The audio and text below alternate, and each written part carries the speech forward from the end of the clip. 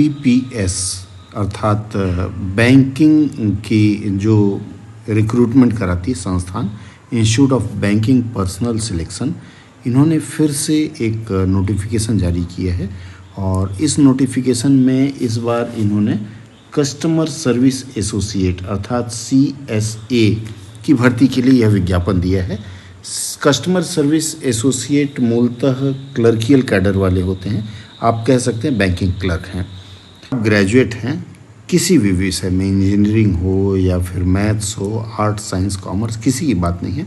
अगर आप ग्रेजुएट हों और वैलिड मार्कशीट और डिग्री सर्टिफिकेट हो ग्रेजुएशन की, तो आपके लिए यह है। और इसका कट ऑफ डेट है 21/8/2025। तो अगर आप 21 अगस्त 2025 तक ग्रेजुएट हो चुके हैं तो आप लोग इसके लिए आवेदन कर सकते हैं। इसके लिए ऑनलाइन जो आवेदन की प्रक्रिया है वह 1 अगस्त 2025 अर्थात आज से शुरू हो गई है और यह चलेगी 21/8/2025 तक। अगर आपके फॉर्म में कोई गलती हो जाती है तो उसके लिए रजिस्ट्रेशन जिस दिन बंद होगा उसके बाद डेट बताया जाएगा। और अगर आप SC ST या एक्स सर्विसमैन कैंडिडेट हैं तो आपको सितंबर में प्री एग्ज़ामिनेशन ट्रेनिंग दिया जाता है। कॉल लेटर आपका सितंबर में ही डाउनलोड होगा और ऑनलाइन एग्ज़ामिनेशन प्रिलिमिनरी एग्ज़ामिनेशन है वह अक्टूबर 2025 में होगी। इस ऑनलाइन परीक्षा का परिणाम नवंबर में आएगा और फिर मेंस परीक्षा नवंबर में होगी। प्रोविजनल अलॉटमेंट अर्थात मार्च 2026 तक आपकी नौकरी कंफर्म हो जाएगी यदि आप क्वालिफाई करते हैं तो।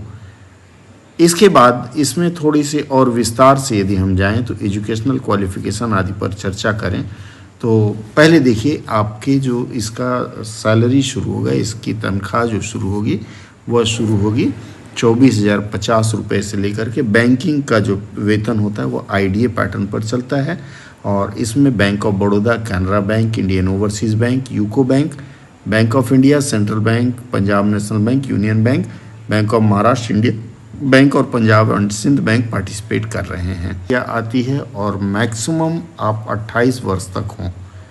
अगर आप शेड्यूल कास्ट शेड्यूल ट्राइब के हैं तो 5 साल की छूट मिलती है जो नियम है। और डिसेबिलिटी वाले जो हैं उनको 10 साल की छूट मिलती है। एक्स सर्विसमैन जो लोग हैं उनकी जो भी नौकरी हुई है उस पूरी नौकरी 3 वर्ष घटा करके फिर किया जाता है। अगर आप डाइवोर्स्ड महिला हैं तो आपको 35 वर्ष तक जनरल के लिए EWS 38 और OBC को 40 वर्ष तक की छूट जाती है।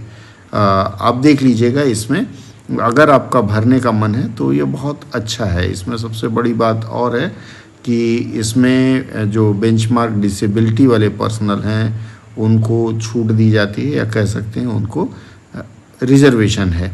ऑर्थोपेडिकली जो हैंडीकैप्ड हैं उनको भी इसमें रिजर्वेशन दिया। परीक्षा होती है प्रिलिमिनरी परीक्षा, ऑब्जेक्टिव टाइप होगी जिसमें इंग्लिश लैंग्वेज में आपकी परीक्षा होगी। 25 प्रश्न होंगे और अधिकतम अंक 30 होंगे, 20 मिनट का।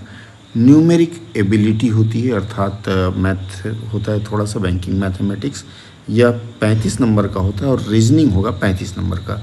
कुल इसमें 100 नंबर का होगा 1 घंटे में।